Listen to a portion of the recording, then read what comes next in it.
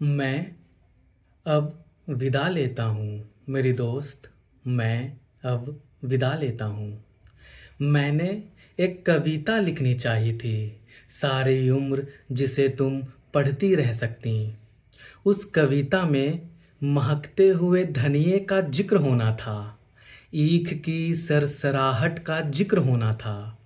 उस कविता में वृक्षों से चूती ओस और बाल्टी में चोए दूध पर गाती झाग का जिक्र होना था।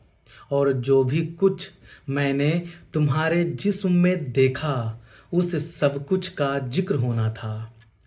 उस कविता में मेरे हाथों की सख्ती को मुस्कुराना था, मेरी जांघों की मछलियों ने तैरना था, और मेरी छाती के बालों की नरम शाल में से स्निग्धता की लपटें उठनी थीं। उस कविता में तेरे लिए, मेरे लिए और जिंदगी के सभी रिश्तों के लिए बहुत कुछ होना था मेरी दोस्त। लेकिन बहुत ही बेसवाद है दुनिया के इस उलझे हुए नक्शे से निपटना। और यदि मैं लिख भी लेता शगुनों से भरी वह कविता, तो उसे वैसे ही दम तोड़ देना था। तुम्हें और मुझे छाती पर बिलखते छोड़कर मेरी दोस्त, कविता बहुत ही निस्सत्व हो गई है।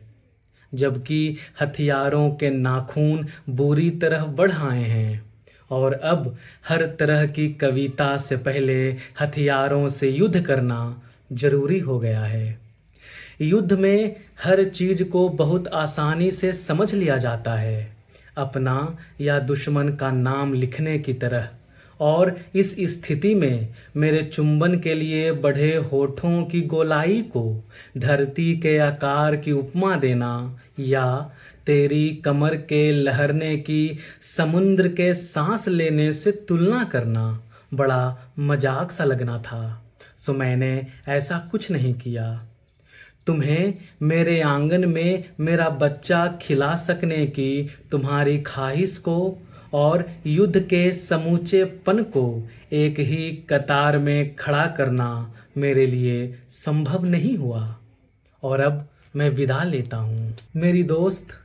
हम याद रखेंगे कि दिन में लोहार की भट्ठी की तरह तपने वाले अपने गांव के टीले रात को फूलों की तरह महक उठते हैं, और चांदनी में पगे हुए टोंक के ढेरों पर लेटकर स्वर्ग को गाली देना बहुत संगीतमय होता है।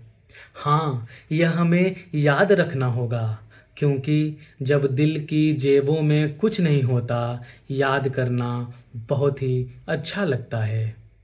मैं इस विदाई के पल शुक्रिया करना चाहता हूँ उन सभी हसीन चीज़ों का जो हमारे मिलन पर तंबू की तरह तनती रहीं, और उन आम जगहों का जो हमारे मिलने से हसीन हो गईं। मैं शुक्रिया करता हूँ अपने सिर पर ठहर जाने वाली तेरी तरह हल्की और गीतों भरी हवा का, जो मेरा दिल लगाए रखती थी तेरे इंतजार में। रास्ते पर उगे हुए रेशमी घास का, जो तुम्हारी लरजती चाल के सामने हमेशा बिछ जाता था। टिंडों से उतरी कपास का, जिसने कभी भी कोई उज्र न किया और हमेशा मुस्कुराकर हमारे लिए सेज बन गई गन्नों पर तैनात पिद्धियों का, जिन्होंने आने जाने वालों की भनक रखी। जवान हुए गेहूं की बल्लियों का, जो हमें बैठे हुए न सही लेटे हुए तो ढकती रहीं। मैं शुक्रगुजार हूँ सरसों के नन्हे फूलों का, जिन्होंने कई बार मुझे अवसर दिया तेरे केशों से पराग केसर झाड़ने का। मैं आदमी हूँ, बहुत कुछ छोटा छोटा जोड़कर बना हूँ, और उन सभी चीज़ों के लिए जिन्होंने मुझे बिखर जाने से बचाए रखा, मेरे पास बहुत शुक्राना है। मैं शुक्रिया करना चाहता हूँ। प्यार करना बहुत ही सहज है, जैसे कि जुल्म को झेलते हुए खुद को लड़ाई के लिए तैयार करना, या जैसे गुप्तवास में लगी गोली से किसी गुफा में पड़े रहकर जख्म के भरने के दिन की कोई कल्पना करे। प्यार करना और लड़ सकना, जीने पर ईमान ले आना मेरी दोस्त, यही होता है। धूप की तरह धरती पर खिल जाना और फिर आलिंगन में सिमट जाना, बारूद की तरह भड़क उठना और चारों दिशाओं से गूंज जाना, जीने का यही सलीका होता है। प्यार करना और जीना उन्हें कभी ना आएगा जिन्हें जिंदगी ने बनिए बना दिया। जिस्म का रिश्ता समझ सकना, खुशी और नफरत में कभी भी लकीर न खींचना, जिंदगी के फैले हुए आकार पर फिदा होना, सहम को चीर कर मिलना और विदा होना, बड़ा सूरवीरता का काम होता है मेरी दोस्त। मैं अब विदा लेता हूँ।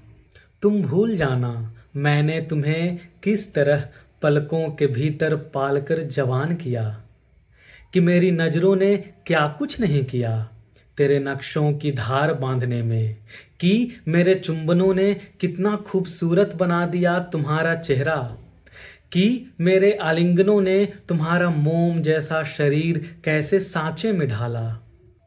तुम यह सभी कुछ भूल जाना मेरी दोस्त, सिवाय इसके कि मुझे जीने की बहुत लोचा थी, कि मैं गले तक जिंदगी में डूबना चाहता था। मेरे भी हिस्से का जी लेना मेरी दोस्त, मेरे भी हिस्से का जी लेना।